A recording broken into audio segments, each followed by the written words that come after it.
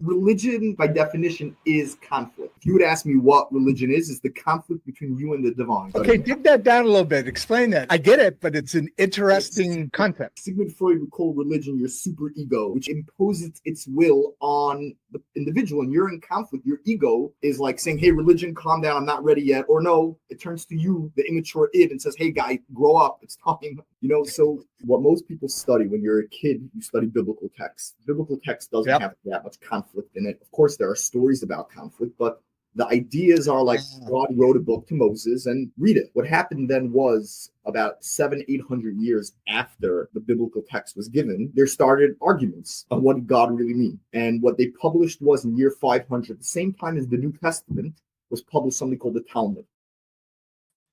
So I promised you guys I was changing that intro video over forever. I had that USA t-shirt, and I just ran across the cornfield with my dogs. It was a cool intro, but we're kind of moving things up a little bit.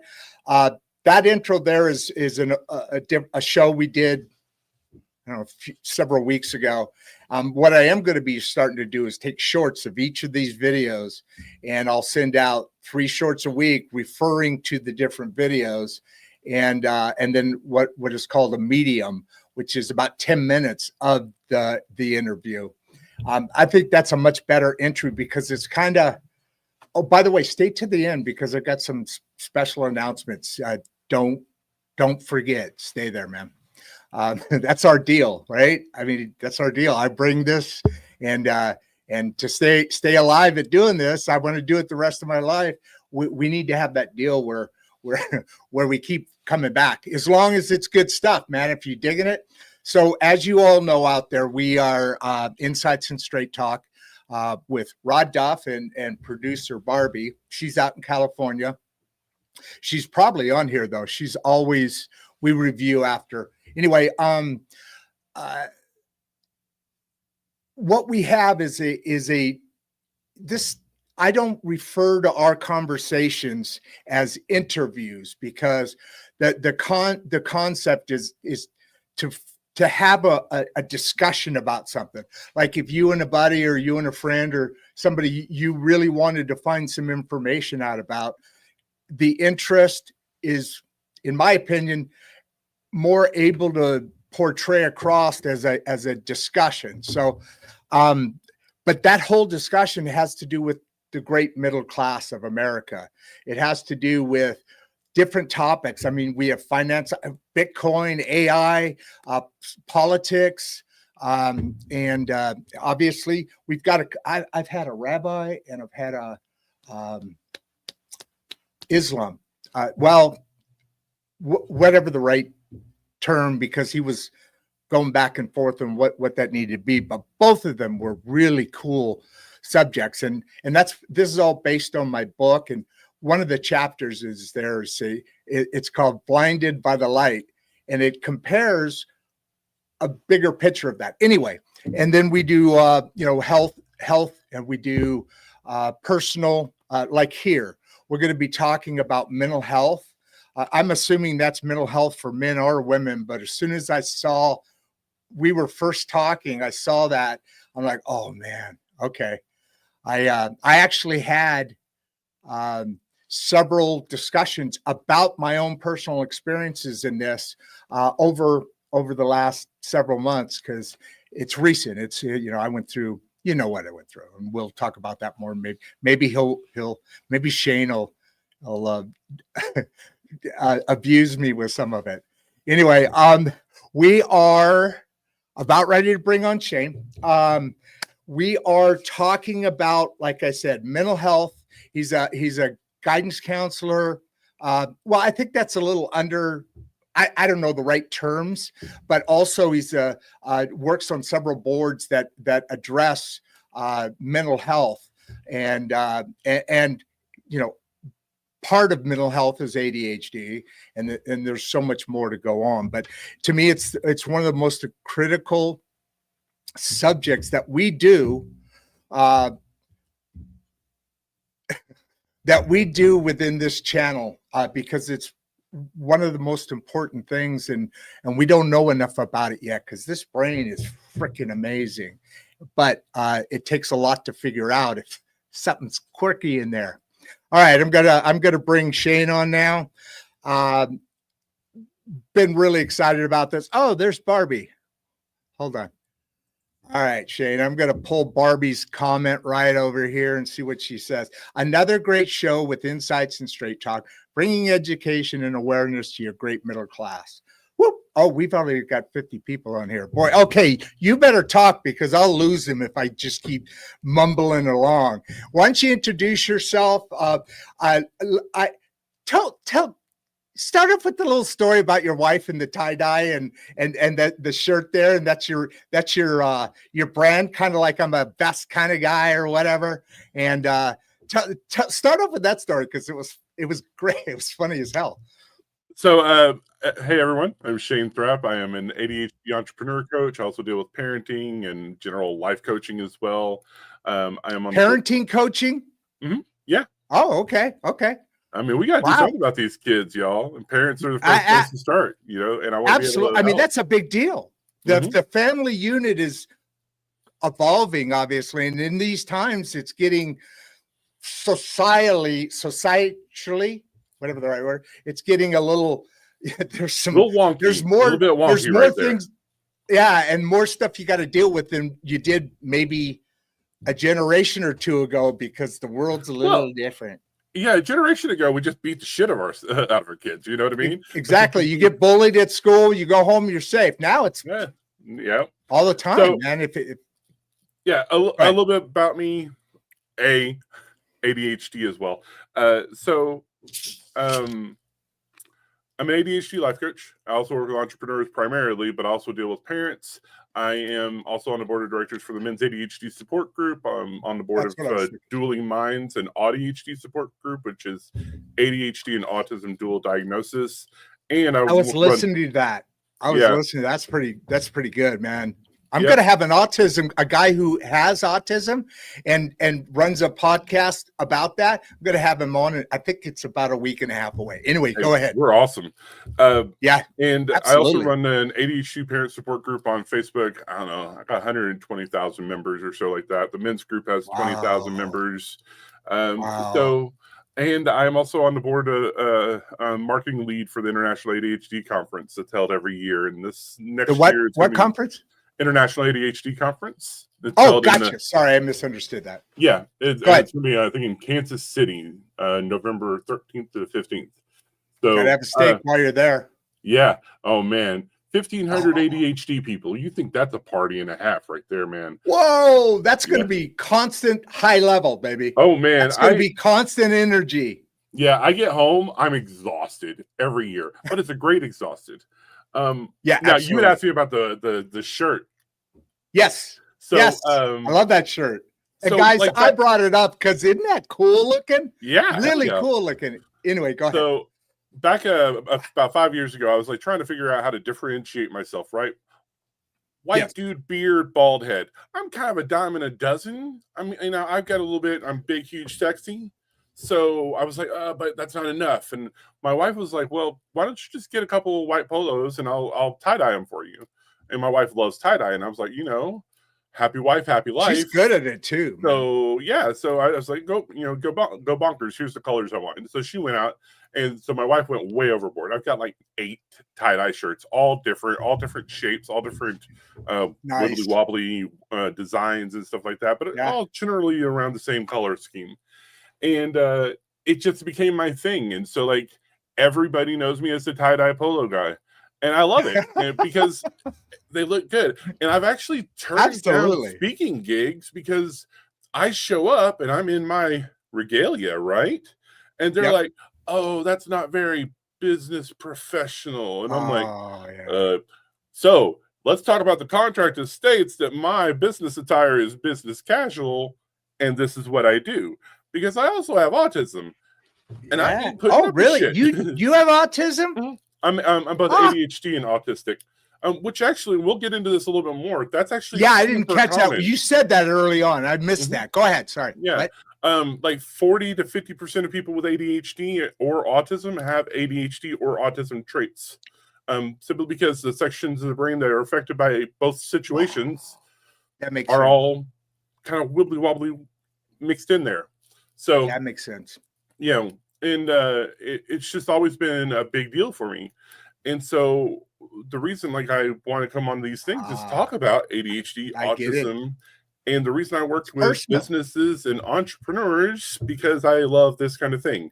Everybody else out there with like ADHD have a lot of really cool creative things, and so do autistic people. But I'm not a painter or a drawer or I do a lot of writing, but my creativity is actually in businesses, developing businesses. And what does that mean? What is it? So you do autism, parenting, and that's all the personal side of life, the emotional, you know what I mean? When you're working on businesses or entrepreneurs, is that a different connection, or is there any limits to what businesses or entrepreneurs you're bringing this message to, or is it just a completely different message, right? No. So ADHD and autism, let's talk about those two things just real quick. These are how our brains are wired. Of course, the DSM-5 categorized them as a disorder, and technically speaking, yes, if you take into consideration that the world is primarily neurotypical, which is like, your brain works the way that it's technically supposed to be designed to work. But then we come along, neurodivergent people, ADHD, autism, PTSD, throw a wrench in it. Right. Yeah, we throw a wrench in the works because we think differently. We process differently. We experience the world differently. And we're seeing some comments in the chat and everything that's actually really relevant, because when we're talking about entrepreneurship, people with ADHD are 300% more likely to be entrepreneurs. That's why I was asking. That makes sense. So it's a connection thing. Okay. Right. And for me, what I found was a lot of people with ADHD get into business. They have this brilliant idea and they want to run this business and they want to do this thing and they jump into this, and then they realize running a business is different. This is hard. Right. There's all this administrative BS that we have to do. Boring, same. That's not ADHD, man. Right. Scroll. And the thing is everybody with ADHD has very specific strengths. And if you throw autism in the mix, there's different strengths. There's also different weaknesses. But they go into this idea of running a business and they find these different things that they can't stand doing, and it locks them up. It prevents them from doing the thing that they love doing. Yeah. Right? And I'm not claiming ADHD, but the story you're telling, So what I teach people is, first off, let's talk about ADHD and autism, what those actually are, right? You're not broken. You're not defective. You're not some fuck up. You're not all the things that people have told you. You think differently. You process differently. You experience the world slightly differently. And there's nothing wrong with that. But you have to find out how to work within how your brain works, right? Just as if you were blind or deaf or something like that, you have to figure out the structure that you need in your life that allows you to manage things more effectively. And this doesn't mean you're broken. You experience the world in a different way. No, absolutely. Yeah. And a lot of parents and a lot of entrepreneurs and a lot of people sit here and read all these books on self-help and how they're supposed to do all these different things. We went through that. It's been a huge trend over the last, especially, with the school systems and doing all that. When you started talking about this, about the parenting side, I was like, oh my God, that is so needed. Mm-hmm. But they're reading these books written by neurotypical people. Neurotypical people who do not understand how the brain works for us. And so what I have to go through, and so what I have to do is I go through and I psychoeducate. I teach people, hey, your brain functions differently. This is how it functions. You're not going to have a working memory. That's okay. Write things down. How do you write things down? Have a notebook everywhere you go. Whoa. Stop there for a second. You just talked about memory. Explain what you mean by that a little bit more. And we're talking about ADHD, right? Right. So ADHD affects a different section of the brain. the prefrontal cortex, the Yes. amygdala, the limbic system, which is our emotional output, and our basal ganglia, which is impulsivity, and a couple other different areas. One of those things being the section of our brain that deals with working memory, which means short-term memory of, I read that thing, I immediately am able to remember to do the thing. My wife told me to do this thing, I immediately remember to do that thing. Like 15, 20 minutes later. People with ADHD, that doesn't work that well. You tell us, hey, I need you to do that thing. If we are not actively looking at you and acknowledging you and then getting up to go do the thing, it's not going to get done. Wow. Let's be honest Oh my about God. it. That's a, I was, when you said that, I'm like, what? Sometimes I walk around in circles and go, what was I doing? Oh yeah. What was I doing? But so you literally have to get to a point sometimes where to memorize something, you have to write things down and then live that direction. That helps. And by the way, sorry, I'm interrupting the hell out of you, but I have never heard anybody approach these things like this. Is this a big industry? There's a lot of people ADHD, but you normally only hear about it through the school systems programs or whatever. At least me personally, I don't know. Are there a lot of people that explain it the right way? No. There is a growing trend. I've never heard like this. Right. There's a growing trend of people like Russell Barkley, Ned Hallowell, Bill Dotson. All of these are really big names in the industry. Tamara Rosier, Ari Tuckman, Jessica McCabe. I'm throwing out a lot of names out there. All of y'all need to be looking these people up because they're experts in the field who understand ADHD and understand that we think differently. And there's nothing wrong with that. Right. There's Brendan Mahan. Yeah, there's Brendan Mahan of ADHD Essentials. Nobody. And the thing that we have to understand, and this is both as parents and entrepreneurs and everybody, the thing that we have to understand is ADHD doesn't mean a person is broken. We're just functioning differently, and we have to re-educate. And this doesn't work in the education Barbie, system. do you hear what he's saying? You hear what he's saying? Now, do you understand some things? Go ahead.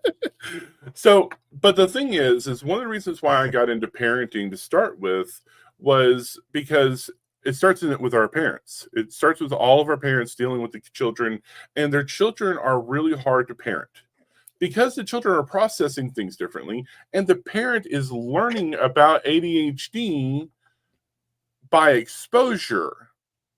And so all they can sit here and think about is like, this kid is terrorizing me.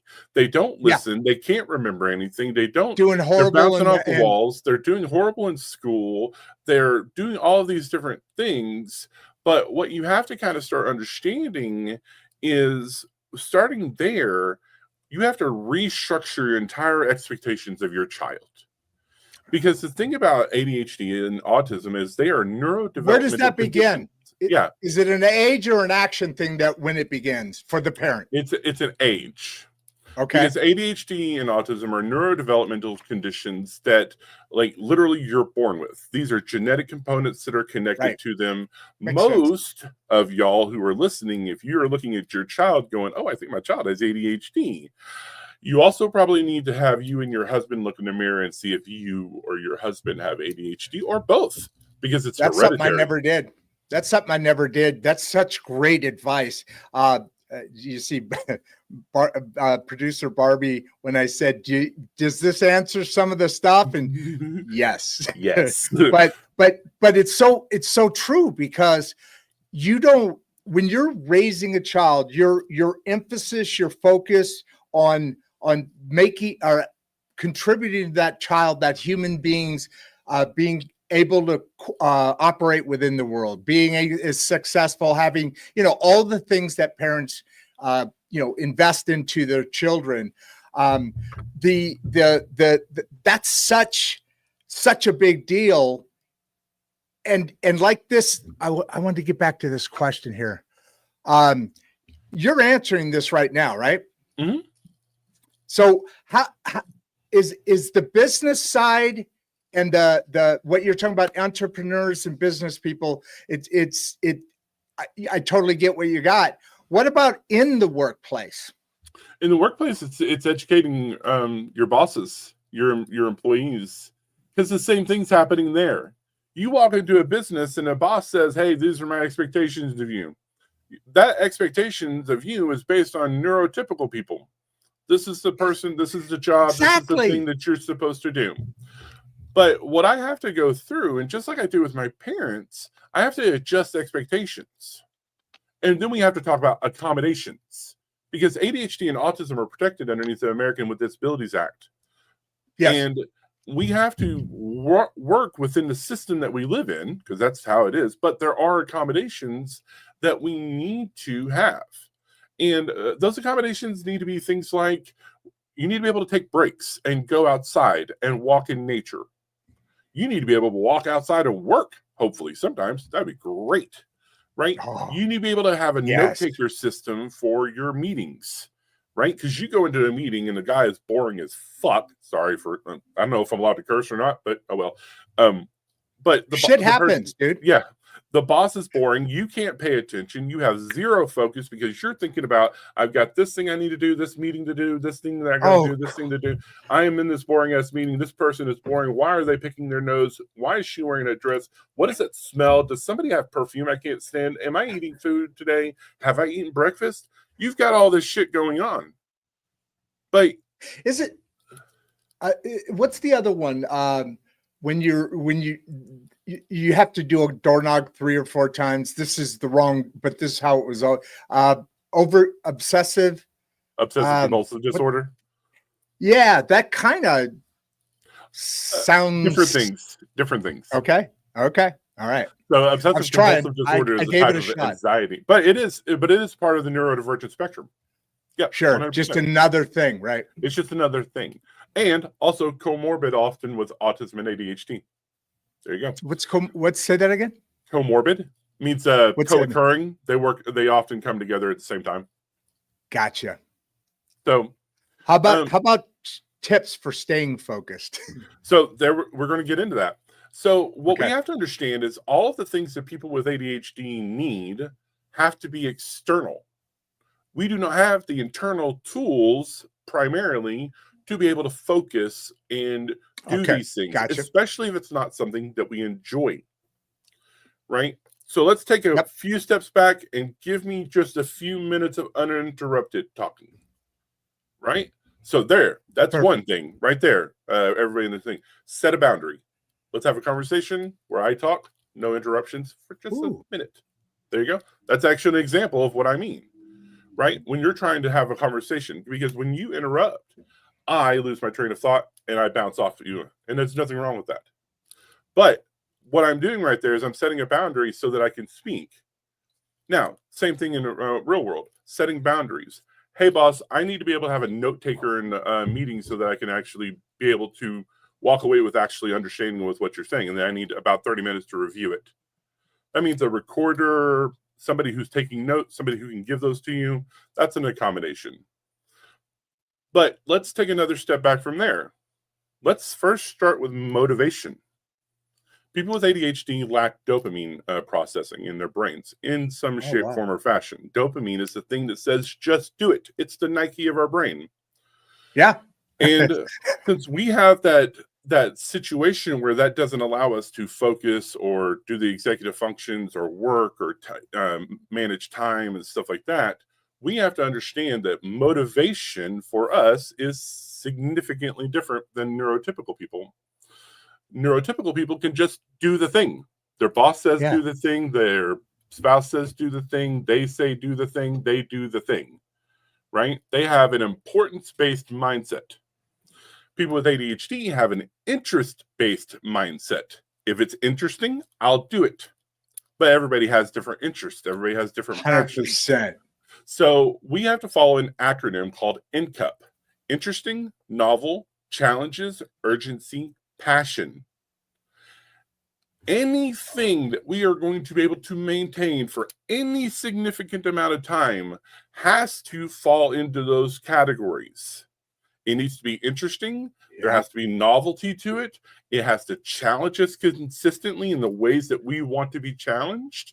There has to be urgency, which means deadlines or times that we have to get done that are assigned by other people, not ourselves, because I know that guy, he's full of shit.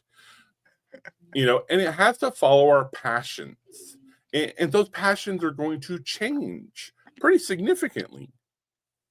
Ironically enough, a lot of podcasters often have ADHD because they want to talk about the thing that they are passionate about.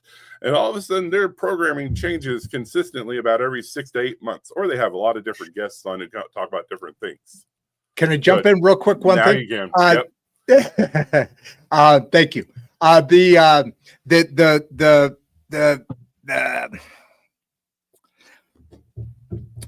The age at which you start making decisions for the future of your life and interests, you know, the ideal thing is to find a hobby and make it a job, you know, make your income off that, you know, that's the ultimate goal. But what you're talking about right now with the ADHD and you're thinking different, you lose a lot of, I mean, I've gone through my whole life and realized that I didn't necessarily do exactly what I wanted to do. And that's why I'm doing this now. I shut down my business and came over here. I think our first show was on, actually it was on Constitution Day in last September. So if I would have had this discussion with you, so how do we get this incorporated earlier so that people talk like you and not like, oh, he needs drugs. You know, what are some of those drugs that people take and all that? Because if you think about it, there's gifts in all those. You know, in Europe, you start on a track of your education depending on, and they do that fairly early. Here, we just kind of, in college, you might figure some stuff out. But how important is it to get this message, not just ADHD information, this message into the school systems younger? So we diagnose ADHD at around age 5 or 6. That is when. So before school. Yeah, before school. Because in autism, even earlier, and anywhere from 18 months to 2 years. And again, this is kind of why I work with parents, because that's where it starts. You have to start with the parents so that they understand they have to change their expectations, right? And we have to start when the children are young enough, because we have to understand that the child who is 3 or 4 or 5, this is a neurodevelopmental condition. They develop at a different rate of speed than their peers in various aspects of their brain. Executive function, emotional functions, memory, impulsivity, hyperactivity, all of these functions are different at different levels for people with ADHD and autism, and it doesn't match the industry norm, right? It doesn't match the neurotypical books that they've read, the how to expect it when you're expecting, and all those different self-help books. So a lot of these parents go into the situation of parenthood having an expectation of a child that at age 3 is going to do this thing, at age 4 is going to do this thing, at age 5 is going to do this thing, and that's not how ADHD children work. Your average 5 or 6 year old with ADHD may have the hyperactivity of a 2 or 3 year old. They may have the attention span of a 2 or 3 year old. But your expectation of that 5-year-old is to be able to do 5-year-old things. Right. You should be able to go to your room and to be normal, a normal 5-year-old. Normal. There we go. There is no such thing as normal, by the way, everyone out there. Just to let y'all know, normal doesn't exist. I've had multiple therapists scream at me about this. So what you have to understand. I absolutely agree. Yeah. What you have to understand as a parent is you've got to adjust your expectations to meet your child where they are. And where they are likely is going to be drastically different than their peers, maybe even their brothers and sisters. Because not every child who has parents with ADHD are going to have siblings with ADHD. It is hereditary. It is genetic. So sometimes it's going to skip a people. It happens. Yeah, right. But what we have to understand whenever it comes to this parenting gig is meeting the child where they're at and then building systems that take into consideration that their brain is not necessarily going to be able to do the things that you expect them to do. And so when you do that, when you take the expectations and throw them out the window and just meet your child where they're at and really start to put in place these parenting techniques that take into consideration that consequences are functionally meaningless for a child with ADHD. Oh, good point. Yeah, consequences require forethought. A child has to be able to sit here and go, if I do this thing, I will get grounded. Well, a child with ADHD doesn't have the impulsivity control to be able to have that cognizant thought process before they do the thing. They've immediately done the thing. This includes lying. This includes stealing. This includes a large number of different things, pushing the other child, punching other people. Like, how do you punish a child who doesn't understand consequences and doesn't have time to process them?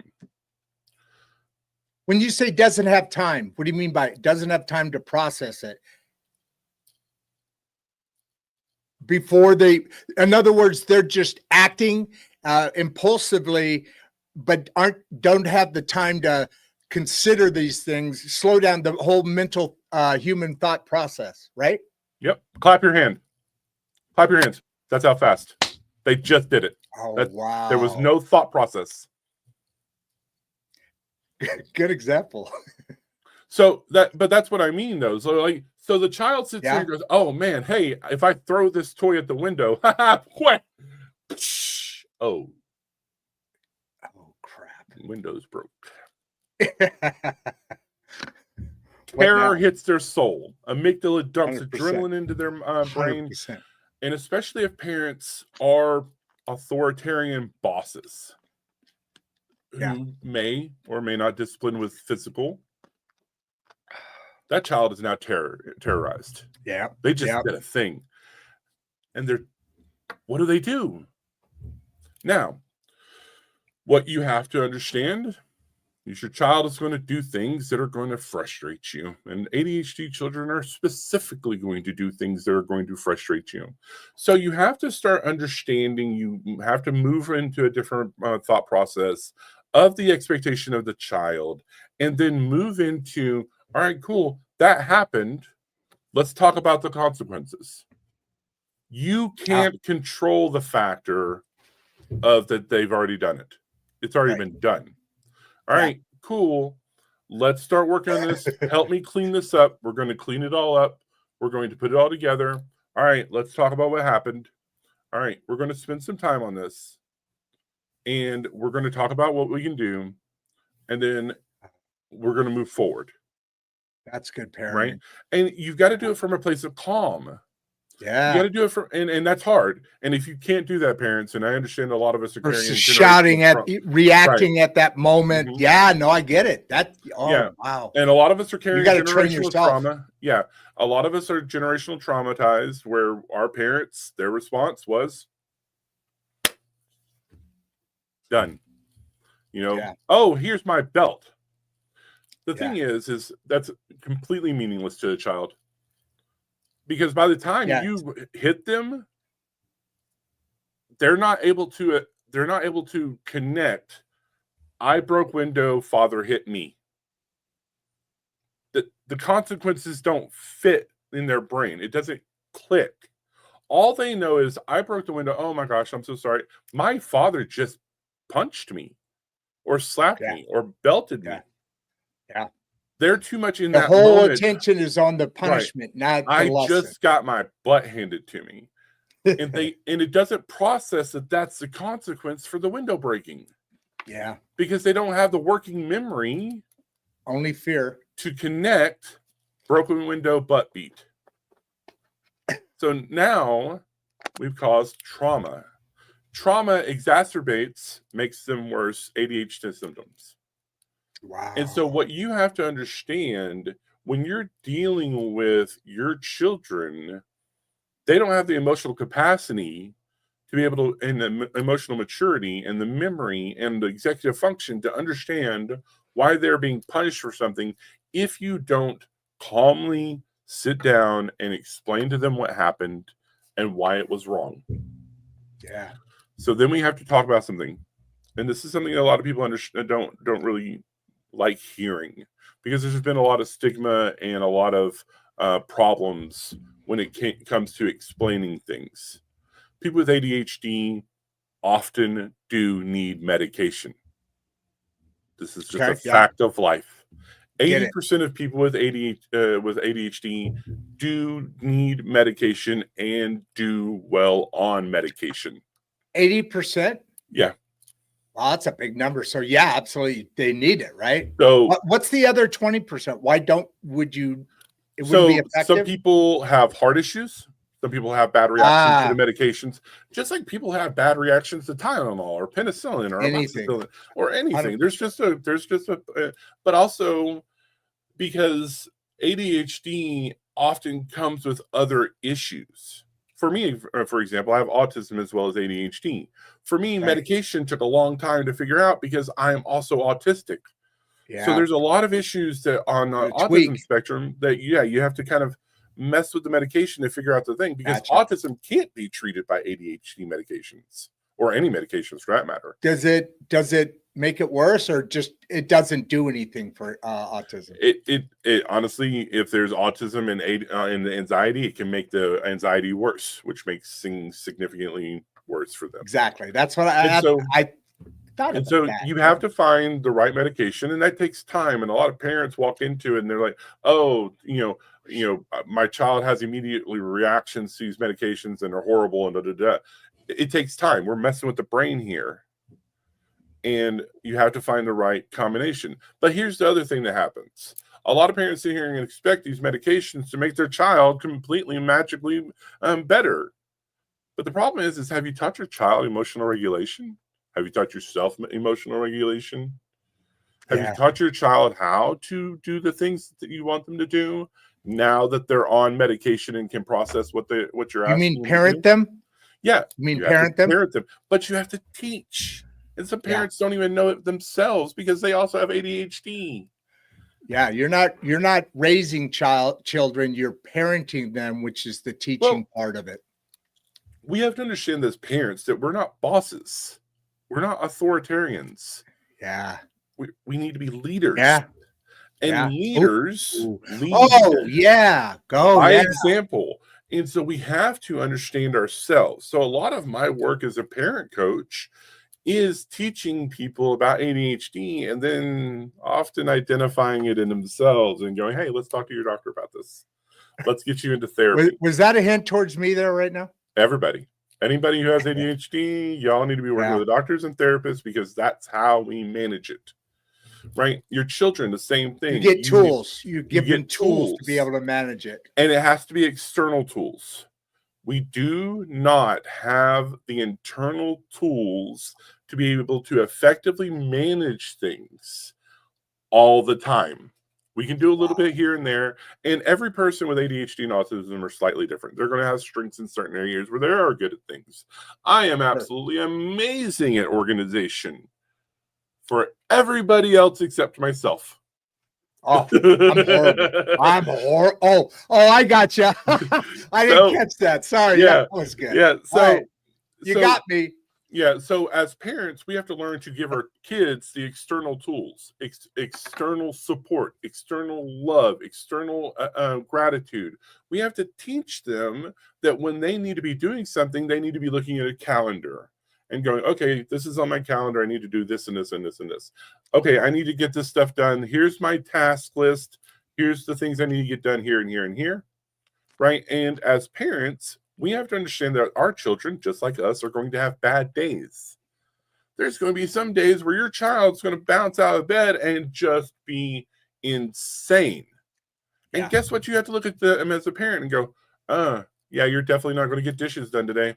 Let's go outside and you're just going to run and run. And I'm just going to let you run and run and run.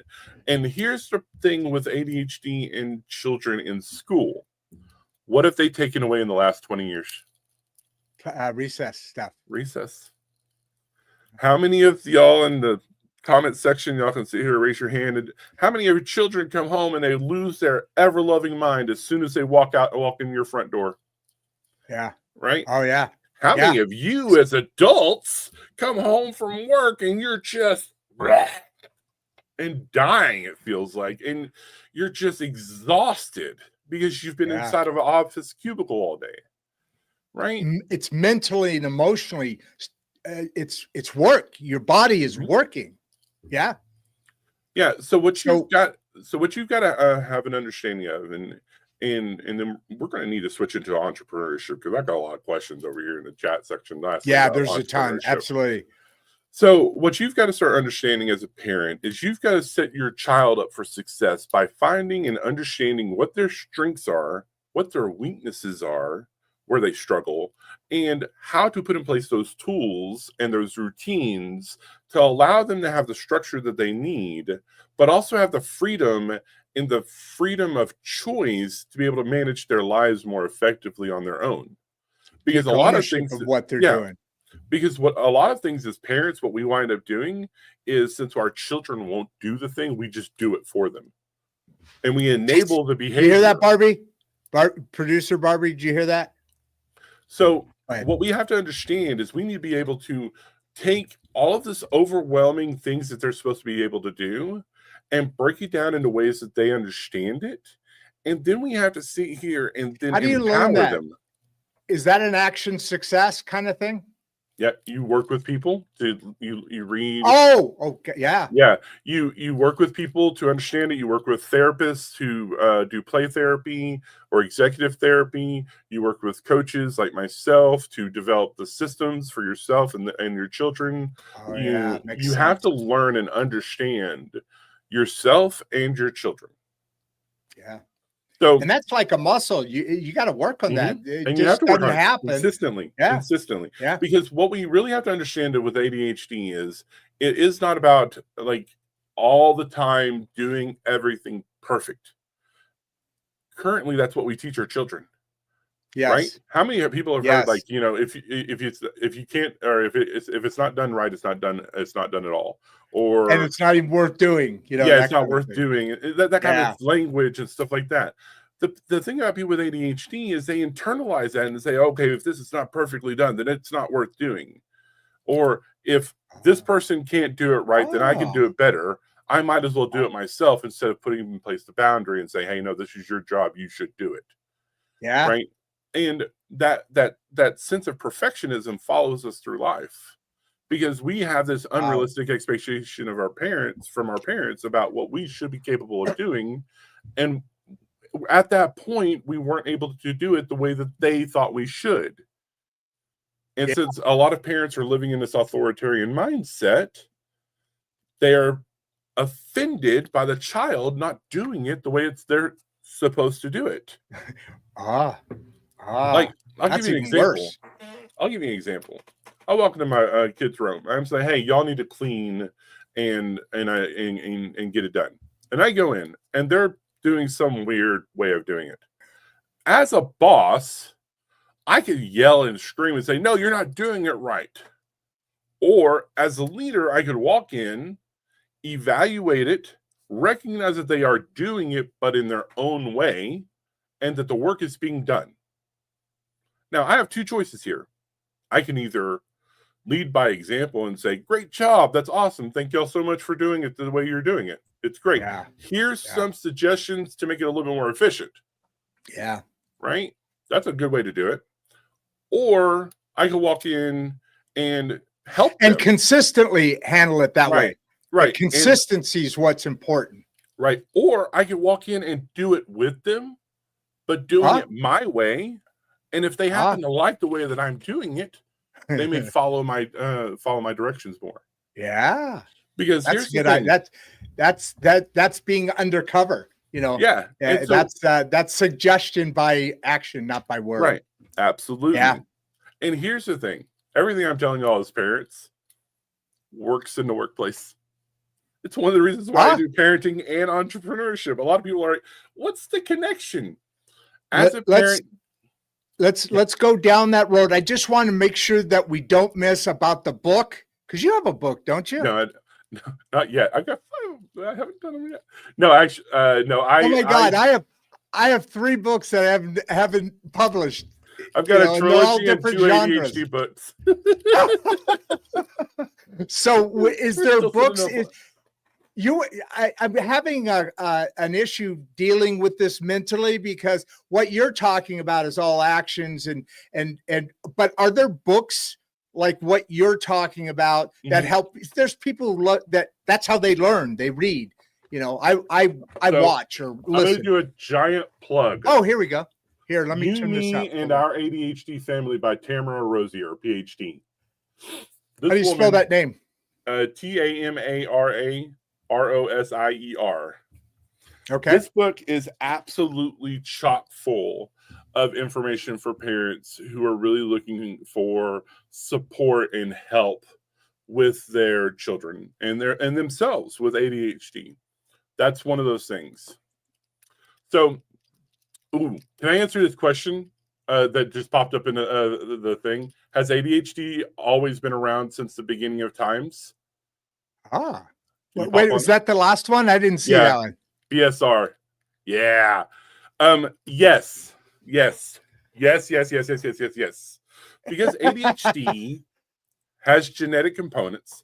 A lot of people sit here like, oh, you know, it's in our food or it's because of vaccine. Yeah, right. Christ. Okay, anti-vaxxers, just stop. Okay, no. ADHD and autism have been a part of our existence since the beginning of time. That was one of my questions. Good job, Barbara. So the thing is when you're dealing with ADHD, it's genetic. There is a great hypothesis put out there by Thomas Hartman in his book called Hunters in a Hunters in a Farmer's World. And what it talks about is the differentiation between hunter-gatherer tribes and agricultural civilizations. More civilizations at that right structure. And so what they determined and what the hypothesis is that people with ADHD are more connected to hunter-gatherer tribes that are nomadic and constantly moving than agricultural tribes. And so somewhere in the historical aspect of it, they started developing into a very specific skill set. Wow. Up late at night, able to focus, hyper focus on very specific details. They're able to track and understand pattern recognition, and they're able to consistently focus for long periods of time on a very specific thing that they need. Does that sound familiar to that, what I said earlier? Interesting, novel, challenging, urgency, passion. It's very urgent that my family gets the food that they need, so I will be hunting for the thing that I want to kill to eat. Wow. I will be looking for this very specific plant that I need to be able to, for medicine, for food, for my family to eat. Right? Yes. So, the hypothesis states that ADHD and autism are connected to hunter-gatherer tribes. Because when you're looking is fascinating. So when you're looking for people who are doing a repetitive thing consistently over and over and over and over and over and over exactly the same way every single time, autism. Farmer. Yes, of course. If you're looking for the hunters, the people who react under pressure, ADHD, you will find people with ADHD specifically thrive in the emergency rooms, EMTs, police officers, army, military, sales, high-end business management, leadership roles, anything where there is a lot of dynamic movement or moving pieces that have to be tracked in a very specific way. Yeah. The thing is, for those people to be successful, they need external tools. They need assistance, personal assistance. I'm hearing a theme here. External tools. Yeah. So when we're talking about organizing and getting things put in place on a consistent basis and being able to do things, most people with ADHD, the best entrepreneurs that I've met and I know out there, always have virtual or personal assistants. Every single time. Every single time. Let's look at Richard Branson, for example. Richard Branson, billionaire. I like that guy. Do you know why he's a billionaire? Because he keeps making businesses that thrive. Do you know what he doesn't do? Manage those businesses. He has a team of people who manages them for him. He just does the innovation aspect. He goes in with the idea and says, hey, this is what I have. What resources do we have? Bob says, okay, we've got $1.3 million we can put towards this. Cool. Make it so. Right. Now, at the beginning, what he did is he had a personal assistant or a virtual assistant who sat here and said, hey, I've got this idea. Can you connect me to these people? And they're like, yeah, let's connect them to people. I need to raise money. He goes out and he sells the idea to the people. People with ADHD who have that extroversion, the extroverted nature, they're dynamic salespeople. And they're absolutely amazing if they have the support. The outside tools. Outside tools, external tools. Yeah. They have somebody who manages. I know exactly what you're talking about right now. Yeah. Brother. You know, if they have the people around them, they have the systems around them. Now, the cool thing that we've got now is AI. ChatGPT. Yes. Baby. I use it big time. Yeah, ChatGPT is one of my favorite tools. It changed my life. Yeah, if you use ChatGPT correctly, you have to pretend. You got to train it. Yeah, you have to pretend that ChatGPT is an idiot who knows everything. Exactly. It is an idiot who knows everything. Point. Now, that means you have to teach it how to speak as if it's you, or respond to you in the way that you want it to do, or the things that you have to teach it. Use it good instructions. Right. But you have to be very specific in your instructions until it learns. You have to be consistently specific in your instruction until it learns. Isn't it crazy how you have to explain less and less a little bit as you're going along, and that you're working together and you get it now? And I'm now getting stuff that fills in the company name or the subject or whatever from just saying, tell them about IMS, show today. And they'll go through the IMS stuff and they even start to learn like some background that they've had before. And, they do this. I checked on something. I said, hey, give a great resounding compliment to industrial machinery sale. I'm sorry, into independent media source, Insight Straight. And it pulled out past shows. This is the passion. This is what he does. I didn't say any of that. It was awesome. But because I've trained it, and it kind of knows what I want it to do. Bless you. So, and that's kind of like where everything kind of starts. Right, just like with ChatGPT, and you've got to teach it about yourself. You got to know yourself. Oh yeah. And I think I'm going to kind of take a couple of steps back because I saw another question about like where do you start? Right. Absolutely. The very first thing you start with is find out if you have ADHD. Right. If you're listening to a test. Yeah. There's a lot of tests for it, but most likely what you need to do is you need to be working with a psychiatrist who understands ADHD. It's very specific, by the way. Right? Because you can walk into a psychiatrist's office nowadays, especially you're in my age, and you say, hey, I think I have ADHD. And they're going to tell you a lot of times, you're full of shit.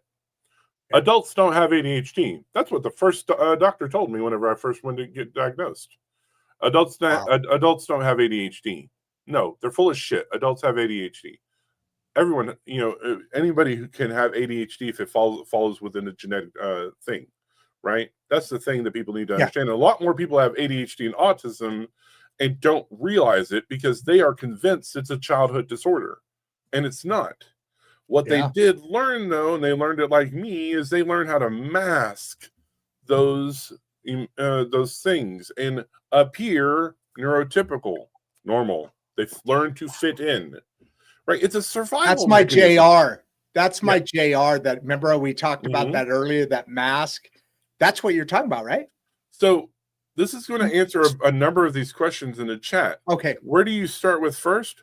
Find out if you have ADHD, right? Start working with a doctor because you may need medication, not just because of ADHD, right? Because ADHD affects your focus, your ability to remember, all these different executive functions. But ADHD also affects the limbic system, which is your emotional center of your brain. Emotional dysregulation is in my opinion, and honestly, in the opinion of a large number of ADHD experts, is the number one problem when it comes to ADHD. What does that term mean? Emotional regulation? Yeah. Yeah. So, have you ever gotten blackout angry? Somebody said something, Well, you just don't remember what happened after that? Oh, no, I haven't been that bad, but go on. So emotional dysregulation, again, ADHD affects the way that we perceive the world.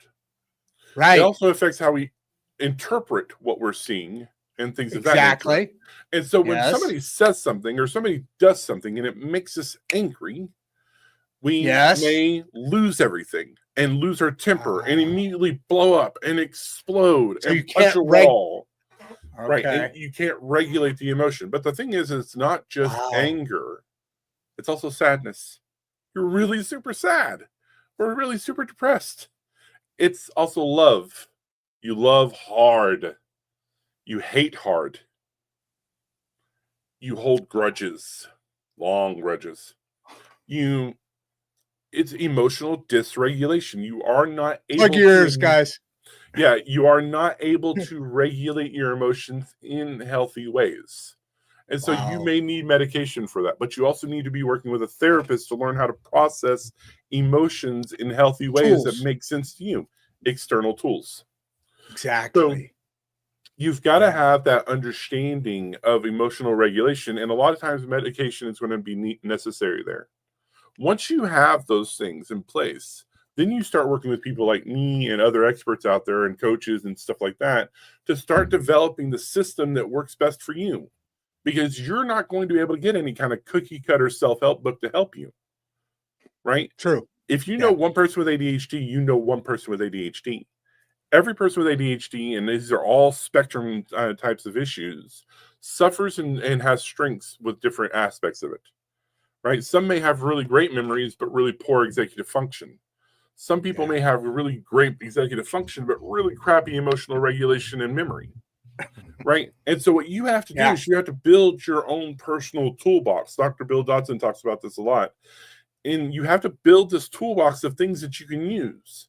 And I'll give you an example. Mine is Alexa and ChatGPT. They're my two best friends. Alexa tells me to do my chores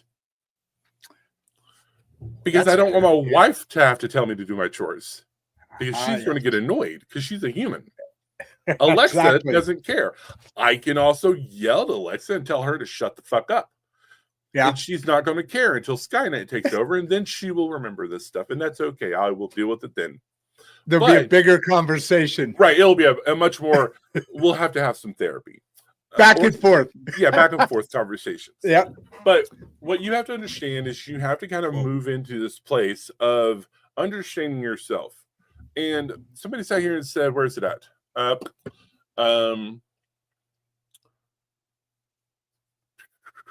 man, somebody said strength.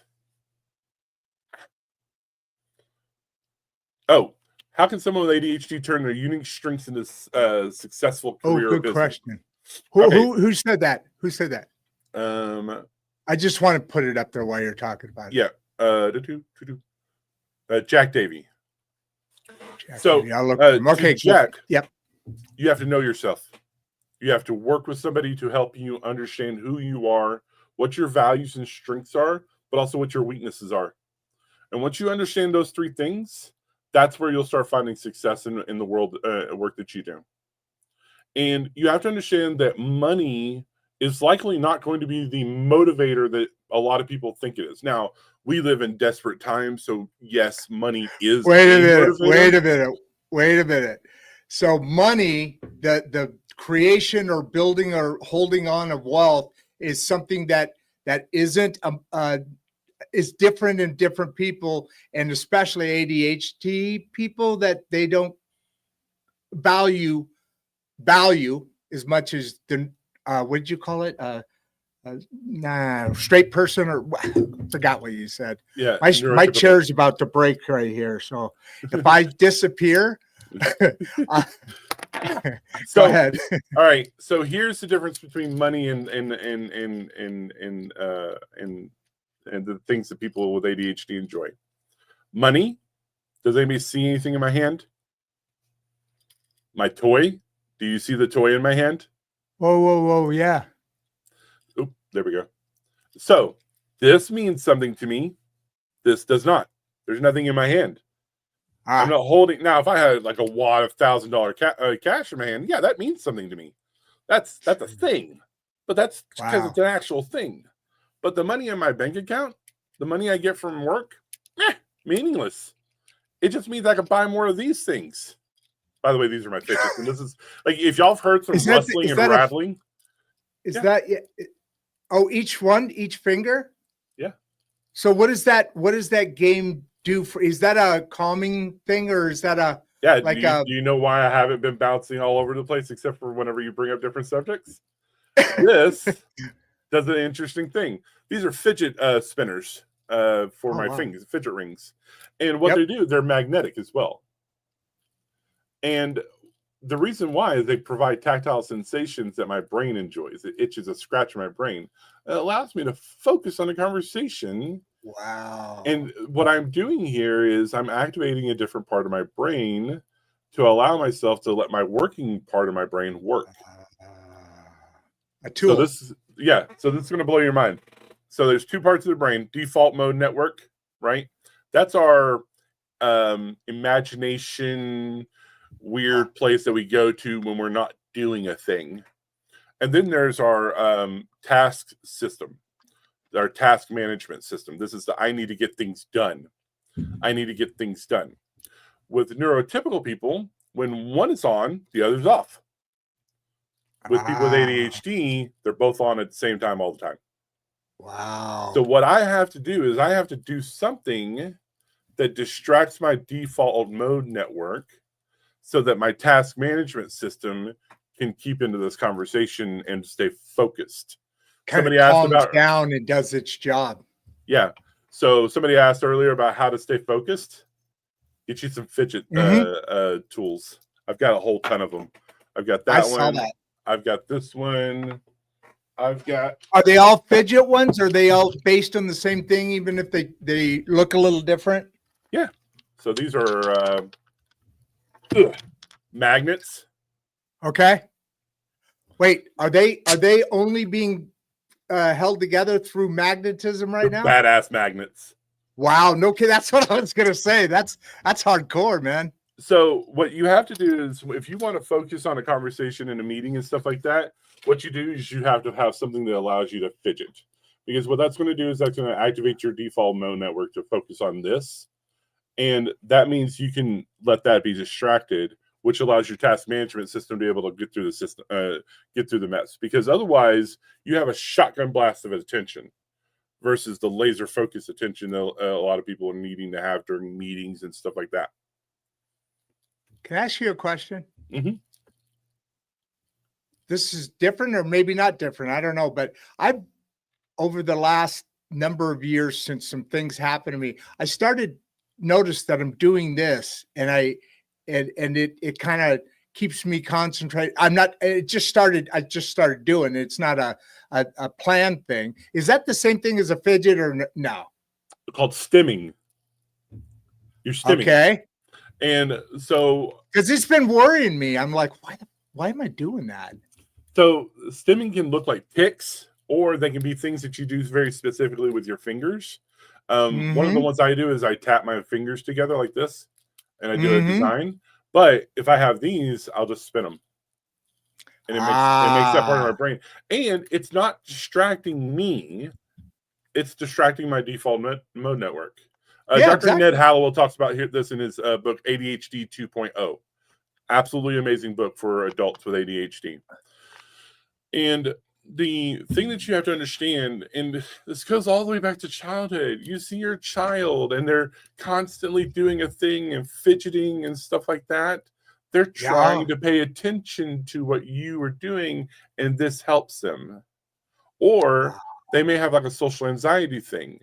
When I do public speaking, my hand, the right hand right here, does this weird thing where it starts going over my shoulder. Y'all may have seen a comedian named AJ Wilkerson. Absolutely amazing comedian, has ADHD as well. He actually has a stim where his hand stays up here like this the entire time. And he can't control it because his social anxiety of being on stage as a comedian requires him to do that to self-soothe. Yeah. And so your children with Wow. ADHD, you'll often catch them humming to themselves and singing and really like doing something, or they're tapping. And you sit here and you get mad because it's annoying. Yeah. They're trying to calm themselves. They're trying to focus on whatever they're doing. Another STEM tool. Wow. Holy cow, man. That is so, like I said, it's not the knowledge. Well, it's not it's the extended way that the look at what can and should be done is totally 180 degrees opposite of what we've been doing, which is 180% degrees opposite of the truth, of the right way to do it. And is this something you think the word can get? And I mean, this first time I've heard, like I said, half a dozen times, first time I've ever heard the actual, that makes a lot of sense. And I know that because you described me a whole bunch of times in there in these different things. So I that's, in my opinion, that's the best proof of faith or, acceptance that there is, when you go, oh shit, are you talking to me? And I find this a lot. I find this happens a lot whenever I do my public speaking and when I go to businesses, right? And I'm teaching them workshops on ADHD and things like that. I find a lot of people in the crowd start shaking their head like that. They're like, oh, Yeah, and same thing for parents, right? Same thing for parents. I'll walk into a workshop for parents and I'll go, hey everyone, how's everyone doing? And I just kind of start looking around and I'm looking for the people who are twitching, or the people who have like something like this, or I'm looking for the people who just can't seem to sit still. And they're kind of, and I don't get mad at those people. No, you should not get mad at those children either. They're doing their best. Too. But what you do have to do, and this kind of goes into a thing like how can parents support neurodivergent children in school, right, is giving them those external tools. First off, you as a parent need to understand ADHD. You as a boss, as a leader, as a manager need to understand ADHD and neurodivergence, right? You as a parent need to understand to meet your children where they are at and develop systems and accommodations that work for them, that allows them to be children, have agency in their lives, and be able to function in the best way that they know how to and are capable of. As leaders in the workplace, you need to be able to understand ADHD and understand how to work with your employees to help them have the accommodations that you're capable and able to give them in the workplace that allows them to function and do the things that they enjoy doing.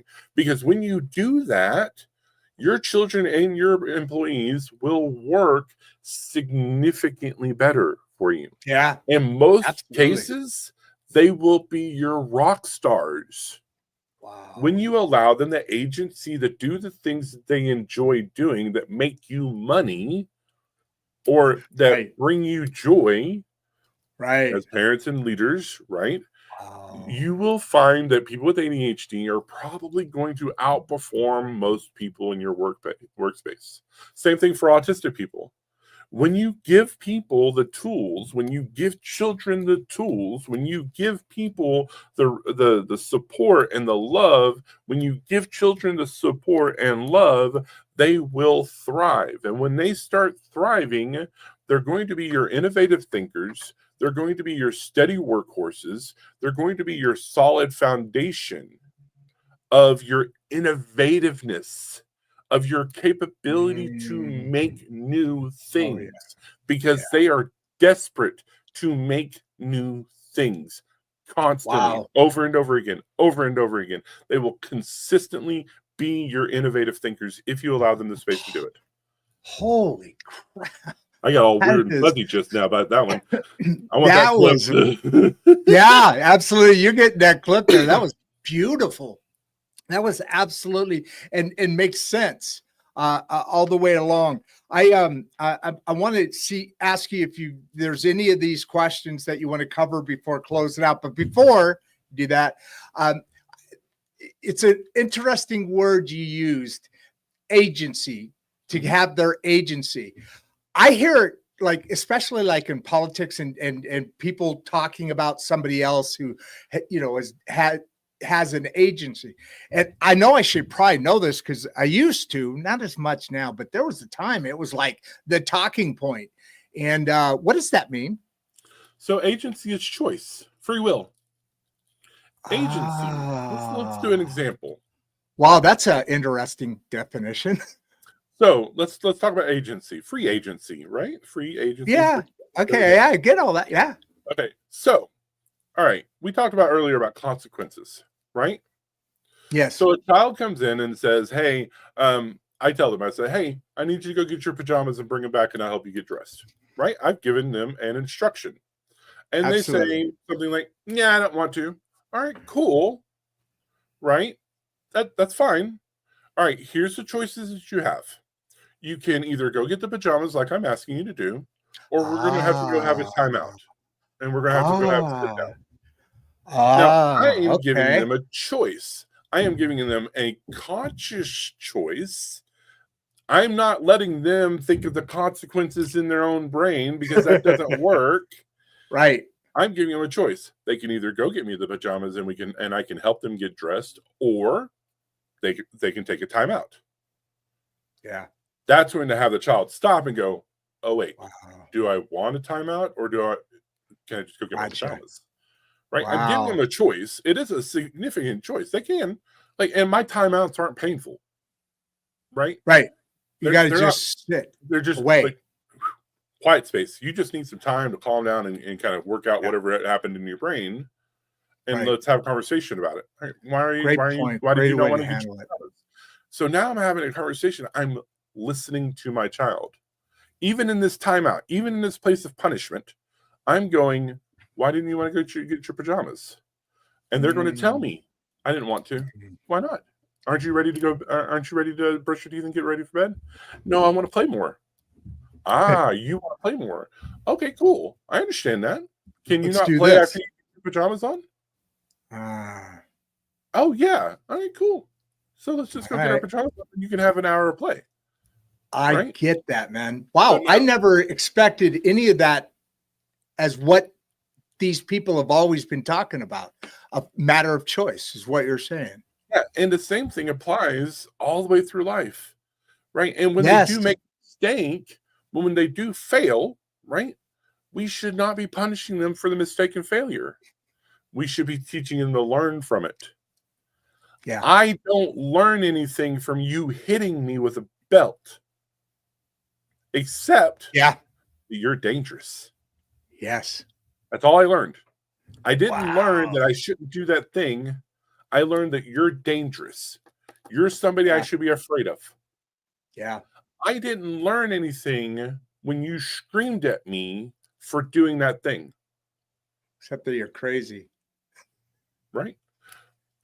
When I learn is when my parent sits here and goes, "Hey, why did you break the glass?" I just wanted to throw the toy. All right, cool. Yeah. Is there something that you could have threw it that wasn't the glass? What am I learning at that point, though? Oh, I can throw this at things that's not glass or breakable. Right. So what can you throw it at? The wall? Cool. Should you throw it at a wall that has glass near it? No. What's the child doing at that point? They're learning. Yeah. They're taking something. Now, is it going to always stick? No. But if you sit there and you do that consistently, they're going to go, wall has no glass. Right? They're developing that muscle. They're developing the muscle. They're developing an external tool. They're stopping and going, what can I throw this at? Wall safe. Whap. Right? Yes. Look, glass can be replaced. Right? I mean, toys can be replaced. Lessons can't. Anything material can be replaced. Yes. Your children's mental health can't be. Every time you do something that damages that child, you're creating trauma. And here's something people need to know. Y'all remember when I was talking about emotional dysregulation earlier?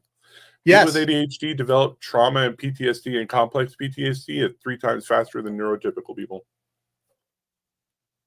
Why? Because of emotional dysregulation. because we don't have the Oh, ability yeah. to regulate the emotion, so that That's when we tied to are that. traumatized, it affects us. Here's another problem. Wow. We experience the world differently. We process the world in different ways. We attach significant memories to a sensation. So we talked about working memory earlier. People with ADHD often have a lack of working memory. Yes. However, we have an absolutely amazing long-term Like an memory. elephant. Because we attach memories to sensations, smells, hearing, sights. So when we hear a song that really touches us, we think about something. And if we've attached an emotional component to that song, it'll make us cry. You're exhausting me, man. You're exhausting me. Every time you dive into another comment or description, you like smack me upside the head. You listening, kid? Yeah. But I'll give you an That's example. amazing. I can't hear the song Daddy's Hands by Brain. I can't remember her name. But old school song. I can't hear that song without thinking about my father. My father died in 2009. My father was an abuser. Oh. He was alcoholic. Oh. Yeah. And he was also ADHD. And so I dealt with that growing up. And so I don't have a whole lot of really great memories about my father. That was the trifecta. But when that song hits, it's happening right now. Wow. Yeah. I'm starting to get emotional. Just from thinking about that song. Because what it does, it makes me think about my father. Yeah. But it doesn't make me think about my father an abuser. It makes me think about my father who saved my life multiple times. Oh, wow. I've been bit by 3 different snakes: rattlesnake, copperhead, cottonmouth. 3 of the most deadly snakes in the world. Yeah, no kidding. By the age of 12, I had been bitten by all 3 of them. And all 3 of them, my dad saved my life, because we didn't live close enough to a hospital for me to go to one to get saved. Right. So my dad did those things with the snake kit where you cut it open and pull the venom out, and saved my life. Oh, wow. My dad saved me from a bear. My dad saved me from a fucking panther. Wow. Damn. Okay. Those are awesome. That's awesome. I mean, that connection, right? But at the same time, I lived in terror of my father. Yeah. Because I didn't know if when he was going to drink, if he was going to be the happy or the angry. Yeah. And if he was the angry, then all I had to do was say something. And I would deal with abuse. Wow. Emotional, physical, mental, didn't matter. Yeah. Because he was hurting and he didn't know how to process it. He didn't have it in healthy ways. Crazy. Wow. This has been to say it's been an amazing conversation is really under describing, is really a very vague and not fair description. This has been amazing, man. I mean, the and it ties into exactly what the show is, because we're getting information that we don't have, like, new stuff in 2020. Even they'll hit the surface areas of a subject or an issue or a problem or but they don't. I can't handle that. You got to dig a little deeper, and that's what built the show. That concept. Mm-hmm. What do you want to say as a closing comment? I know you've made like 17 closing comments because they're powerful, but on your way back to the green room, what are your thoughts there? And is there any questions you wanted that we didn't miss? I was bouncing all over the place. There's a lot of questions. There's a lot of really great questions in the chat. I really appreciate the chat with all the stuff. I think what I feel like people need to understand is acceptance that you have or live with ADHD or autism is the key, right? If you go to my website, www.creatingorderfromchaos.com, that's my business. Can you type that in there before we leave in your thing? Because I always move it over. I think only you can do is private, but after you go in the green room and then type it in there. So www.creatingorderfromchaos.com. I love that. That's my website. And I know. I love that. Yeah. If you go there, you're going to see a tagline at the very top because, that's what people expect, right? But what it says is it's okay to live a life that others don't understand, right? Love that. People don't need to get you for you to be happy. Yeah. People need to learn to accept who you are, but it has to start with you. You have to accept and learn and love who you are. Because when you start doing that, it doesn't matter if you have ADHD or autism or depression or PTSD or anxiety or OCD or ODD or any of these mental health issues. That was the one I was thinking of earlier. Yeah. Yeah. It doesn't matter if you have those issues. If you start accepting those things about yourself, and learning to live and thrive within the systems that you can develop to help manage them. Off, man. I'm going to have nightmares tonight because I just heard my whole life over the last hour and a half. Go ahead. Sorry. But oh my God, I've never had anybody say something. I mean, I've gone and gotten tools, help. Thanks to Barbie, I've been working on things for a little bit, but even those professionals, I've never heard their description not like yours. Yours like hits, and that's not just me. I mean, what your examples are fascinating, man. I mean, it's the thing about ADHD and autism is it's really simple. Nothing about ourselves is broken. But many of us throughout our childhood, from 0 to 12, have been taught that we were broken, that we were damaged, that we are something, right? And then, and of course, I'm going to bring up another thing. Right, I'm the problem. I'm the problem. I'm the problem. I'm the problem, right? The average neurodivergent child by the age of 12 has received 20,000 more negative criticisms than their counterpoints. Wow, 20,000? Mm-hmm. Dr. Bill Dodson, Dr. Ned Howell both talk about this consistently since 2005. And the thing that people need to understand is that causes trauma. And throughout the rest of our lives, all we can sit here and do is say, I'm the fuck up, I'm the problem, I'm the cause, I'm the issue. And nobody counters that because it's been ingrained into us from 0 to 12. Wow. Wow, dude. I can go into a whole nother thing about self-awareness. I was just going to say, yes, and I want to do a follow-up to that because that's all an important topic. What I was going to say is this will be the third time I pulled you out of your closing statement because what you said was like, oh, I got to hear more. No, final goodbye. That'll be part two. That'll be part two. Yes. All right, fair enough. If you're a parent or an entrepreneur looking to, or a business owner, and you're looking to get support and help with understanding ADHD, I do psychoeducation about ADHD. And if you're looking to better yourself and create a business that's going to thrive, or if you're looking to be a better parent to your children or a better leader in your workplace, check out my website, sign up for my newsletter, read my blogs, sign up for a free discovery call with me. Because in 8 weeks, I can walk you through. So somebody calls you like you're kind of interviewing this thing, a discovery call, so you know how and what should be done. Right? Yeah. And within 8 weeks, I'm going to get you on a path where you're going to move forward.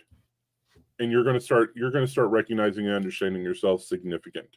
And there's a freebie on my website. If you go to the top and click on the home, there's a freebie there, just a strength and values worksheet.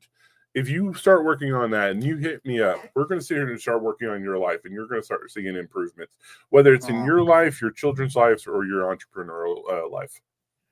Wow, man, dude, I loved it. Why don't you wave bye-bye to everybody and go hang out in the green room, put on your information while I usually take a couple of minutes to say bye. Okay, gotcha. All right. Give away if I saw that peace thing, by the way. I didn't miss that. All right, see you, brother. All right. So, wow. Oh, damn. There went the chair. I told you it was going to happen. All right. So I'm going to fake like I'm sitting now. This is obviously going to be short now because this is very uncomfortable. But that was a fantastic episode, and couldn't be more important. And I'm biased, but that was fantastic. I love it. I'm going to be putting his contact information, the stuff that he's putting in the private. Oh, he's already done it. There you go. Unless he's typing right now. Hold on.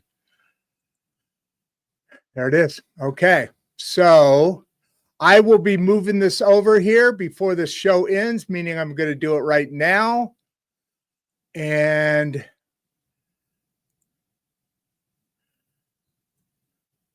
here, and sorry, I wish I could have done that a little faster. That was bad. Paste. All right. So there. All right. Shane, I warned you early on that this is just a dude getting information out there and doing his thing. And part of my charm is I don't do it. I know a little about a lot of things, and I know a lot about a couple of things, and I'm ADHD, so I don't do it like, what'd you call it? Neutral or something like that. I already forgot. All right. You guys have a great day. Thank you for continuing to support us.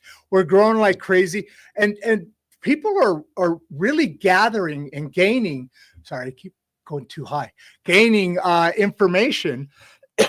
and you can tell because look at the questions that are coming along, not just from producer Barbie, but from everybody else.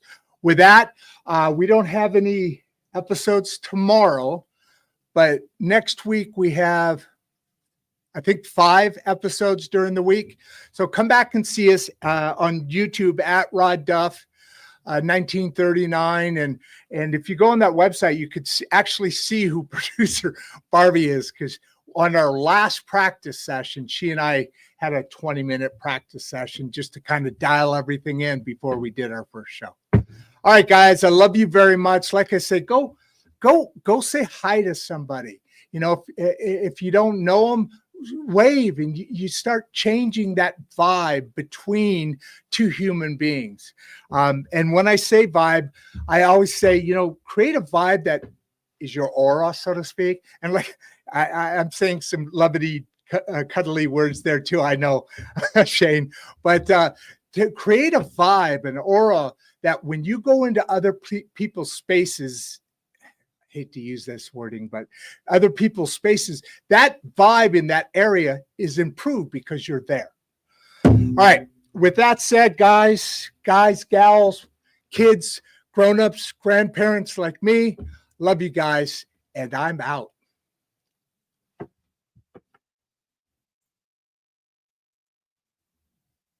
Hundreds of trillions of dollars coursing through our economic veins, there exists a pathway where no U.S. citizen needs endure poverty. Every child should be shielded from involuntary hunger and thirst. By eradicating greed and corruption, we pave the way forward. This chapter delves into the rationale behind our governmental expenditure and prompts a critical inquiry into how our leaders allocate our resources.